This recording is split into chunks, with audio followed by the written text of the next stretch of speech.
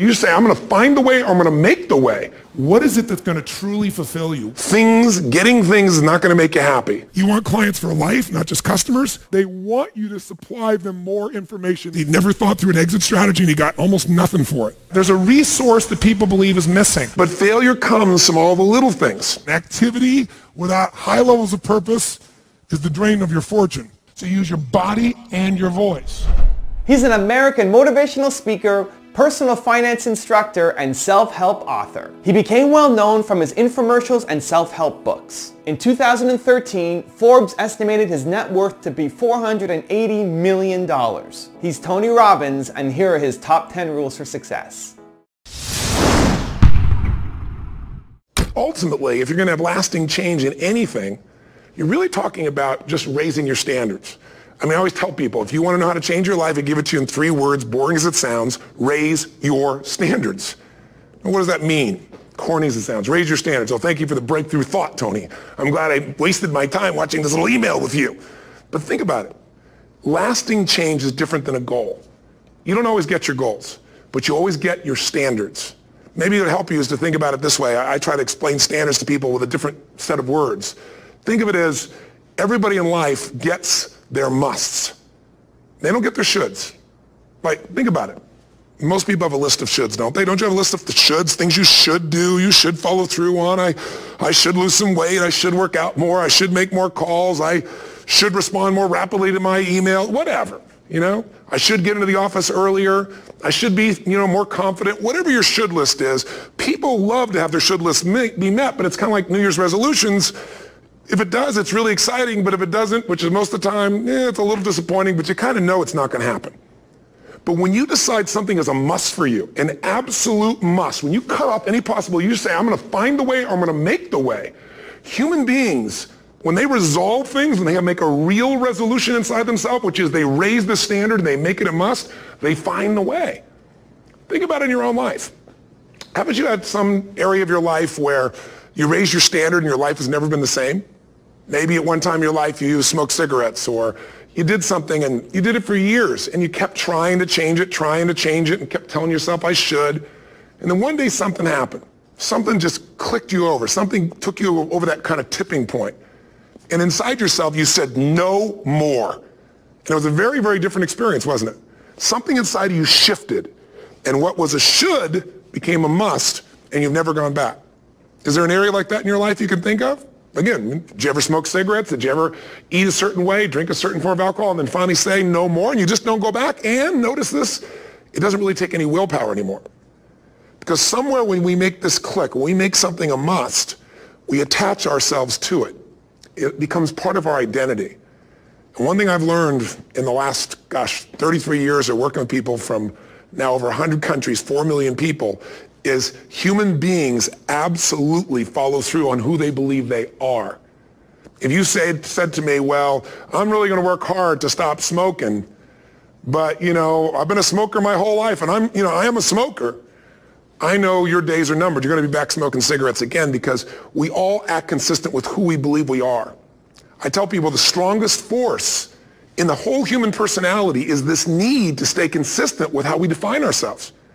If you define yourself as somebody who is really conservative, you're not going to be crazy and act nuts unless you're really drunk or something, and then you can say it's the alcohol, when it's really just you finally getting permission to be yourself. The alcohol is your excuse. If you're a really crazy person, you act crazy, outrageous, playful. You don't act conservative because that's not who you are. Very often people say, well, I can't do that. I'm not that kind of person. And I always say to people, really, when did you define yourself? I mean, really, how many years ago did you come up with what you could and couldn't do in your life? How many years ago? Most people, if they really look at how they're living their life today, it's based on a set of standards, a set of beliefs that they made choices about 10, 20, 30 or more years ago. I mean, very often we made decisions in our youth or very young about what to believe, about what we were capable of, about who we are as a person, and that becomes the glass ceiling, if you will, that controls us. There's a corny metaphor, but it's true. I remember one time I was with my family at the circus, and there was a person there, and they had this big, giant elephant. And you look at this elephant, and they take this little rope, put it around the elephant's neck, and they drive this stake into the ground. And I mean, you look at this and you know that elephant could rip down the entire tent with almost no effort. And yet the elephant doesn't struggle, doesn't try. Why? Because the elephant's conditioned. And they take that elephant and condition the elephant when it's a baby elephant. That's how they train him. When it's a little baby elephant and it doesn't have the power yet, they put a big rope around it and they drive this huge stake in the ground, and the elephant fights and fights and fights. And one day, finally, that elephant decides, I'm not capable of pulling this out. And once that becomes the definition of an identity of anyone, an elephant in this case, they don't even try anymore. It's just who I am, that's how it is, that's just the way it is in my life. I'd like to ask you to take a look at any place you've got a limitation and ask yourself, when did I decide to accept that limitation? And you may not even see it as a limitation. You might see it as just that's who I am. But so often in our lives, we've adapted to be a certain way so that we don't fail or so that people will like us or respect us, but it's not necessarily who we are. Joy comes when you're spontaneous. It's really hard to be truly happy when you're not being yourself. And most of us have no clue who we are. And so a big part of my work, if you've ever been to an event, you know, is to get people to do things spontaneously without thinking, because that's when the real you shows up. That's when the energy comes alive. And when you do that, when you start to connect to your true nature, suddenly there's energy available for you to set a higher standard for what you want in your life. That's what this is really all about. And when I talk about standards, when I talk about, shoulds versus musts, think about your own life. I know there have been areas in your life where some point in time you just shifted and you raised the standard and your life changed. Because whatever people have their identity attached to, they live. We live who we believe we are. That's just how it works. It's just kind of like, I'll give you an example. Look at your physical body. Your physical body today is an absolute reflection of only one thing. Not your goals, not your desires, but your standards. The identity you have for yourself. If your standard is you're an athlete, then there's a certain amount of strength, a muscle tone, and energy that's available in your body on a regular basis because that's who you are. And so you do whatever's necessary to maintain that identity. Again, the strongest force in the human personality is this need to stay consistent with how we define ourselves. Because if you don't know who you are, you wouldn't know how to act. Once you lock in on that identity, your brain finds a way to keep you there. If you say, man, I'm overweight, I've always been overweight, I'm big boned, and that's the story you got, then you're going to always find a way to get back there. That's your settling point. That's your identity. That's where things lock in. If you see somebody who's in really great shape, you ask them, do you work out? You know the answer. Yes. How often? And they'll tell you 3 times, 4 times, 5 times a week, whatever. In a seminar, I'll ask people, who here works out at least 5 days a week? And I'm stand up. And you look around that room, and you know that they work out 5 times a week because you can see their body. You don't just get a result without some kind of action, without some form of ritual. Ritual meaning actions you do consistently. Now, do you think those people that are out there working out 5 days a week, do they have more time than you do? Or I have, or anybody else? Of course not. Is their life less busy? Of course not. It's just a must for them. They must work out that way, and they've made that turn and their life changed. So I'm not saying you have to work out 5 days a week. I'm just saying whatever you really want, wants don't get met consistently. Standards do. Whatever you identify, this is who I am. And so it's not so much about changing your identity as there's expanding it. Deciding that, instead of your goal is to lose 10 pounds, which is not compelling, what if your vision was to get back to my fighting weight? This year, this month, this next 90 days, I'm going to transform my body. I'm going to take on a new challenge. I'm going to find some technique or strategy, there's a million of them, that can reframe myself where I want to feel younger, stronger, more vibrant than ever before. Here's my reasons. Because I want the energy to really make my life work. Because it's tough out there, and I want to be stronger than I've ever been before. I want to go in front of the mirror, and if I'm naked, not, want to laugh. I want to look there and take a good look and go, yeah, I'm proud of whatever I see there. Whatever it takes, something's going to make you laugh, smile, something that's going to tease yourself, but something's going to move you to another level. If you identify yourself in a new way and you own that every day, and that becomes the standard of how you live, you'll find the way to make that standard real. Money's the same way. Think about it. It doesn't matter what's happening, quote unquote, in the marketplace. People that make money find a way to make money no matter what, don't they? I mean, most people's standard is to pay their bills. So that's what most people find a way to do, even when economic times get tough. Most people, if that's their absolute standard, they find a way. Some people's standard is pay their bills most of the time. And so most of the time they do. Some people's standard is not just to pay their bills, but to take care of their family and maybe even some of their friends. And they find a way. In fact, you know, some people may be in a family where they don't have enough money. They barely have money to pay their bills. They work their guts out. And then somebody, their mother, their father, somebody else, their sister gets ill, and there's not enough money to take care of it. Nobody else has money in the family. They don't either, but they find a way to get that money to take care of their mother or father, don't they? And pay their bills. They never could do it before. Why?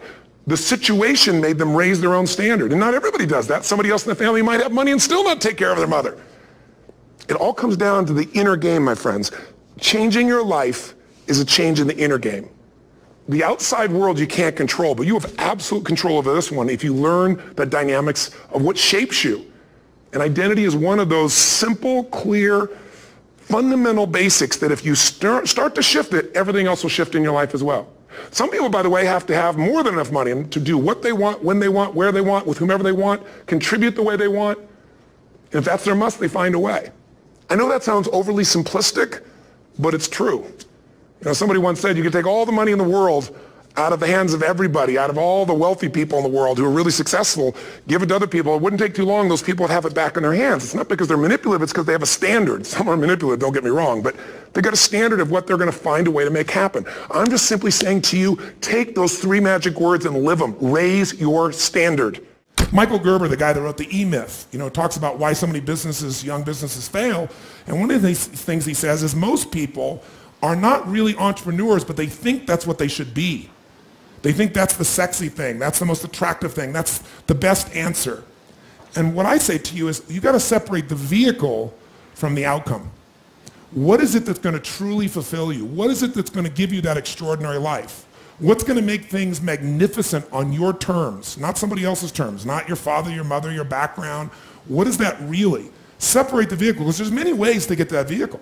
But I'm saying sometimes you got to reevaluate what's going to really make you fulfilled. What is your gift?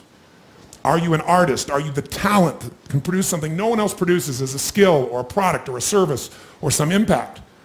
Are you incredibly good at management? You really know how to manage or lead people? Are you an extraordinary entrepreneur that can take that gigantic gut load of risk and can create the vision and attract the talent that you need and the managers and leaders? You may have all 3 abilities, but which one really fulfills you the most is going to be the critical question. Because we tend to want to do them all, especially in a room like this, because you're all overachievers, right? Me too. And you say, well, I can do all these. Yes, you can, but what will it do to your quality of life? See, again, the secret's going to be this. What is an extraordinary life on your terms today? Getting things is not going to make you happy. That's good news in a tough economy. It's a good reminder. It doesn't matter what you get. It doesn't matter whether it be money or opportunity. All those things might excite you for the moment. Even a relationship, as magnificent it may be, might be exciting for a while. But if you don't keep growing, that relationship isn't going to stay exciting. So the secret to real happiness is progress.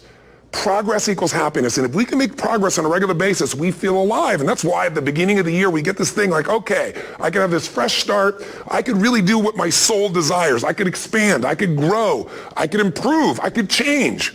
Or maybe better than change, I could progress. See, think about that. Progress is an aliveness to it, doesn't it? You don't have to work at changing. People say all the time now, well, I'm working on changing. Don't worry about it. You don't have to work on changing. Change is automatic. Your body's going to change whether you want it or not as the years go by. And no matter how hard you work, there's going to be some changes going on there. The economy is going to change no matter what you want it to do. The weather is going to change. Relationships are going to change. Everything in life is always changing. We don't have to work on change. Change is automatic, but progress is not. So if you want to make real progress, then you really got to look at your life in a different way. You got to say, I got to take control of this process and not just hope it's going to work out like people do who make a resolution. Treat people at the end of the relationship like it's the beginning and there won't be an end. And that's not just your intimate relationship. What if your customers, what if you fell in love with your customers, with your clients, more than your product, more than your company? If your entire life is about meeting their needs, if you would do what for your customers and clients, you would do what? If you love your customers and clients, you do anything, guess what? They're going to love you. But most people love their customers and clients as long as they buy from them, do what they want, respond to them. And when they don't, they go, that's the end. You want clients for life, not just customers? Fall in love with them. It's a different focus, isn't it? It's a different meaning. And that creates a different life because you make decisions differently from that place. What does it take to create world-class marketing? What is the unique selling proposition? What is what we call value-added marketing, VAM? Today, most people are sick and tired of advertising because where is it? Everywhere. In fact, I got a question for you.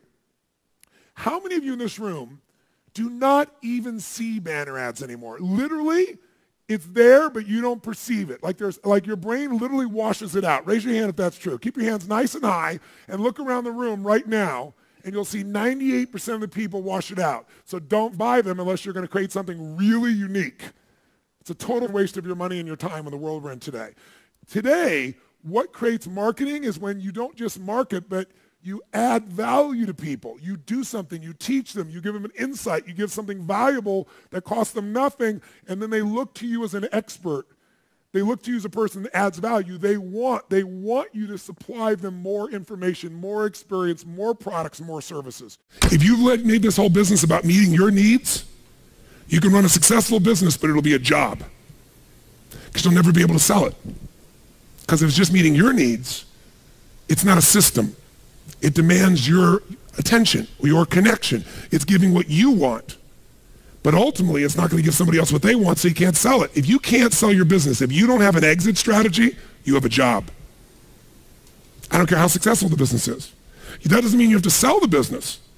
But one of the most important decisions you make in business is, ultimately, if I was going to sell this, if I chose to, I have to know what I sell this to so that I have long-term value, not just an income along the way. I have this critical mass hit. I get a multiple of my business. And most people don't have a clear exit strategy. They think I'll come up with that someday. You got to start with that end in mind. That's got to be part of your focus if you're going to be successful in your business. I can remember a gentleman who's built CAA in Hollywood, his largest, most successful agency, right? Michael Ovitz, remember that name? He put together Nike and Coca-Cola and these billion-dollar deals. And eventually, Mike Ovitz went to go sell that business. He'd never thought through an exit strategy, and he got almost nothing for it. Because the laws prevented him from selling it to a studio. He had to sell it to some of his employees for pennies on its real value. Now, Mike found a way to make money later on in another place off of Disney. But the bottom line is, the guy didn't have an exit strategy. Even though it was brilliant, made lots of money, in the end didn't get the value. Whenever people fail to achieve their goals 99.9% of the time, and you ask them why, they'll tell you it's because of a lack of resources. That's what all these things are. I didn't have the support, right? I didn't have the money. We didn't have the time. We didn't have this. We didn't have that. There's a resource that people believe is missing. And that resource belief structure then keeps people from ever being able to really lead. Because what leaders do is they find a way to maximize whatever resources they have, as little as they may be, and they don't believe in limited resources. I'll give you an example. Let's take a business example to start with. In 1974, a guy named Sam Walton had built his little company up. He came up with an idea. He started with $20,000 in, I think, 1962, if I remember right. But by 1974, within 12 years, he had 78 stores. And you know how he did it? In the middle of the night, he'd drive across the border and he'd go and study other people's stores. He'd buy everything the cheapest he could in the middle of the night. He'd go to other people's stores. Whatever was working, he figured out success leaves clues. He came back and did it in his store. Whatever was working in any store, in any competitor, anywhere he could do it, he did it. So he figured out how to maximize the little resources he had, his 20,000, built 78 stores, and if you read any of the people following him, the company had gone public in that year, they were all saying, this is it. He's maximized his resources. I mean, he only has so much money. There's only so many cities that are going to appeal to this discounting mentality, right? This is it. This is all he can do. And the word on Wall Street was sell. Now, what's interesting is at that time, you look at Sears and Kmart, and they were gargantuan companies, weren't they? 20, 30, 40, 50 times, 100 times his size or more, probably. And at that time, they were the leaders, and they knew what's going to happen. But did things change, yes or no? Did he suddenly get mass amounts of capital? No. Here's what they didn't understand. Sam Walton now, or the Walton organization, Walmart, is the most successful retailing operation on earth. And when you talk about Bill Gates being the richest man in the world, that's only true because Sam's fortune is divided up amongst a bunch of different family members. You put them together, they dwarf Bill Gates. Sam Walton did this. How did he do it? What people underestimated is that this guy could go to 4,400 stores, do 250 billion. Where's Kmart today? And they've been shrinking. All of them have been shrinking. And he's the dominant force on earth. Here's the thing he understood. Resources are interesting, but the ultimate resources are the feelings of emotion that make you resourceful. Think of it this way. Resourcefulness is the ultimate resource. What do I mean? What are the emotions that make all this possible? What's the fuel that takes an idea from being in your head where you intellectually know what to do? How many have had an idea, for example, was a great idea, you're excited about it, and then you didn't do anything. One day, there you saw it on the shelf, you saw it somewhere else, someone stole your idea. How many have had this happen? Say, I. The only difference between you and that person was not that they had more resources, they were more resourceful. Success and failure are not giant events. They don't just show up. You don't just suddenly become successful or suddenly have this cataclysmic event that makes you fail. It may look that way, but failure comes from all the little things. It's failure to make the call. It's failure to check the books. It's failure to say, I'm sorry. It's failure to push yourself to do things physically that you don't want to do. And all those little failures day after day come together until one day some cataclysmic event happens and you blame that. That event happened because you missed all the little stuff. Do you agree with me? And success, by the way, is not some overnight event. It's all these little things. Success is having a vision. Success is making it compelling. Success is really seeing it and feeling it every day with strong enough reasons. Success is feeling the sense that I'm here to grow and I'm here to give something to the world more than just myself. All the little stuff. That's where success comes from. In business, it comes from delivering more than anybody could imagine. All those little things add up. People go, wow, that's who I want to do business with. It's true in any area of your life. Leverage is critical. You know how I get so much done? Because I don't just get it done. I know the outcome, I know the purpose, and I look for leverage. Leverage is different than delegation. What's the problem with delegation? Delegation is you have all that needs to be done, so you give it to someone else, and you tell them what needs to be done, and when they don't do it, you're pissed off. Leverage says, I can move the biggest boulder in the world with a little bit of effort if I get something I can do it with, but I'm still part of it. So leverage is, if I'm going to leverage something here with Tom, I'm going to make sure Tom understands the what? The outcome. I want to make sure Tom understands the purpose, the why, and the action. But I might say to Tom, if you can get this done without this action or better action, go for it, baby. And I want to talk to you on this date, and we got to promise and we're going to check in before it's needed. So there's no surprises. And if you're having problems, Tom, come back to me because we're partners on this. That I call leverage. And you know what I do when I have no time? There is time. I just got to leverage it. Now, you say, I have no one to leverage it to. You know, Shane over here, right?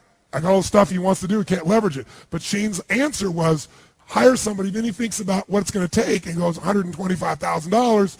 I can't do that now. He's getting caught up in one way to get the outcome. Leverage. He goes through his list and goes, what if I got someone to do 20% of this stuff? I could spend 20 grand to get that much freedom. I could pay for it times 10. And if I'm really productive, my productivity should enhance the world, not only my clients and customers, but it should provide jobs for other people. And if there's anything you hate to do, it's because you're either ineffective at it or you don't think it's very important, but it is urgent. So you need to hire somebody for those things. And ideally, somebody who loves that job. You're never going to grow when your time is eaten up for activities that aren't that important. Activity without high levels of purpose is the drain of your fortune. Do it now. If you can't get it all now, do a part of it now. Leverage is power. Leverage is ultimate power. Here's what I've created for my life and anyone I know has succeeded. I'm a 17-year-old kid from Azusa, California, with no real education other than self-education, with no background, with parents that did their best, all of them, with no money. But I did one thing. I love people, and I had an enormous demand I made upon myself, and I sculpted my mind and my emotions to get me to do whatever it would take to achieve and to contribute. But to do that, I did it by using my body and changing my focus. I did it by putting myself in a peak physiology and using what I call incantations. Can you train yourself to believe something? Yes or no? Absolutely. How many have ever made the fatal mistake of going to Disneyland or Disney World, and while you're there made the fatal mistake of going to a ride called It's a Small World After All? What happens for about a week after you're out of that damn place? You're still singing this thing in your head in 24 languages, right? Well, let me tell you something. How many of you have things when you want to go achieve them and this part of your voice goes, oh, it's not going to happen, or forget it? How many got a voice that sometimes interrupts that good pattern? Say I. And what you want to do is train a new one. So starting when I was 17, I started doing incantations, not affirmations. Affirmation, you go, I'm happy, I'm happy, I'm happy, I'm happy, I'm happy. What's the problem? You haven't changed your what? Your what? Physiology. If you don't change your physiology, you won't get anything. So an incantation is not only you speak it, but you embody what you're saying with all the intensity you can. And you do it with enough repetitions that it sticks in your head. Like It's a Small World, now the conversation in your head is always the same and it gives you what you want. So you use your body and your voice. So 17 years ago, I started doing things. I was working for Jim Rohn, this speaker, and I was 17 years old. I had long hair, minestrone soup, acne on my face. And I was trying to call on Bear Stearns type of people and convince them why they should go to this man's seminar and be more successful. I was driving a 1968 Volkswagen that I had earned at $40 a week as a janitor. The only way I did it was park far from the building and then go in, and I love people and I believe, but I put myself in state and I was able to influence people that were far more successful than I was at the time. I would do something that I still do backstage and have done for 23 years because I don't hope I'm going to be in a good state, I demand it. So I do an incantation using my whole body. I'd say, I now command my subconscious mind to direct me in helping as many people as possible alive today to better their lives by giving me the strength, the emotion, the persuasion, the humor, the brevity, whatever it takes to show these people and get these people to change their lives now. And I would do that literally driving in my Volkswagen to a meeting in LA on the freeway for 40 minutes. People are looking at me, I'm screaming at the top of my lungs. They're going, I know he's a serial killer, I know he is. But by the time I entered that room, when two people meet, if there's rapport, the person who's most certain will always influence the other person. And I was totally certain, and they were trying to get revved up to certainty. Do you agree with this, yes or no? I do another one because I was poor. I changed my mindset. I kept doing things, but I never got beyond it. I'd say God's wealth is circulating in my life. His wealth flows to me in avalanches of abundance. All my needs, desires, and goals are met instantaneously by infinite intelligence, for I'm one with God and God is everything. And I would imagine the abundance of my life, and I would feel so grateful. And a year later, I went from making $38,000 a year to making $1 million a year in 1 year. Thank you so much for watching. I made this video because Subhash Limbu and my cameraman Jason asked me to. So if there's a famous entrepreneur that you want me to profile next, leave it in the comments below and I'll see what I can do.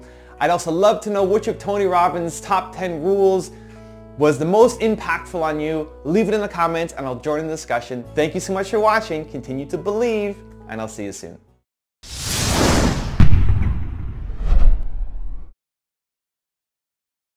There's a man named Ken Blanchard who wrote those books called the 1 Minute Manager books. And he said to me very early in my life, he said, Tony, he said, a business will always consume whatever's available. And he said, I see you're coming out with your first book. I was 24, and it was Unlimited Power. And he goes, you're coming out with this book. I think it's going to be a big success. Do not put that money in your business. Take that money and put it into a separate investment account that nobody else touches. He said, I'm telling you, the business will get all the benefit of all the media, of all the things that come to it, but the actual dollars of that should stay out. He said the same thing when I had an infomercial. He said, you know, take that money and put it aside. Well, it was some of the best advice I ever got in my entire life because I put it aside, and there were times when that money was needed.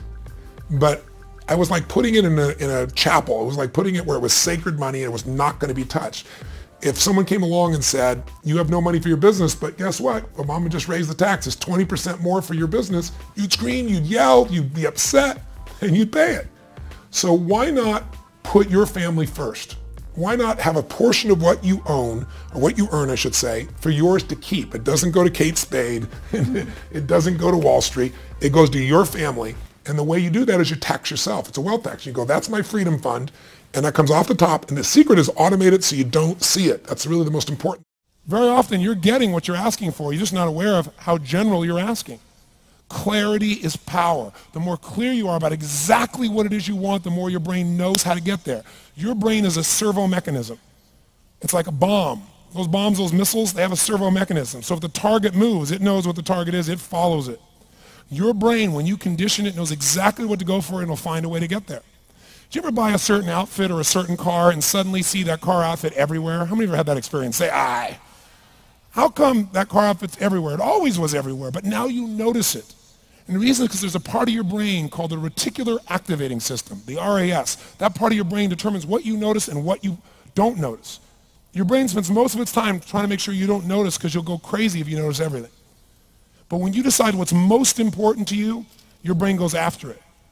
Everyone I know who's successful builds what I call an RPM plan. An RPM is built on the metaphor that the way to get from where you are to where do you want to go to the fastest is you got to build power, like in a car, RPMs. And the R stands for they know the result they're after. They know what they want precisely. If you don't know exactly what you want or you let yourself get beyond that into something general, you're not going to achieve it. Clarity is power. You got to know the specific result you're after. What do you want?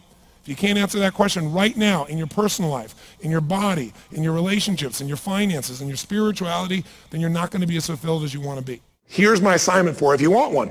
If you want to go from conversation to some action, here's a simple thing to do. What's an area of your life right now that you really want to improve? What's an area that's important to improve? If your body's great, how about your career? If career's great, how about your relationships? Intimate one especially, or your kids, or your relationship with your creator, your spiritual side of your life. Or is it your finances? Figure an area that really matters. Decide on that area. Number one, write down what your life is like in that area right now as specifically as possible. So you might say, well, I'm 13.5 pounds overweight, whatever the weight is, whatever the situation is, or my body fat's like this, or I wake up exhausted in the morning, and you write the truth of where you are right now. So you're real clear. Or I'm not in a relationship. I say I want a relationship, but I'm not in one, and I don't seem to find them. All the good ones seem to be gone is my belief. And I really do want one, but I don't have it. Whatever your definition. Or I'm in a relationship, and God, I wish I wasn't in a relationship. I'm planning my escape. Wherever you are. Or I have a wonderful relationship. We love each other, but there just isn't enough passion. Just write the truth of where you are. The area you want to change, but write how it is. And then the second step is, and this is where you got to be really honest with yourself. What are the rituals that have put me there? Because whatever results you're getting, even if you don't like the results, there's some rituals that are keeping you in that place. There's some rituals of what you eat or don't eat, how you move or don't move, how you sleep or don't sleep.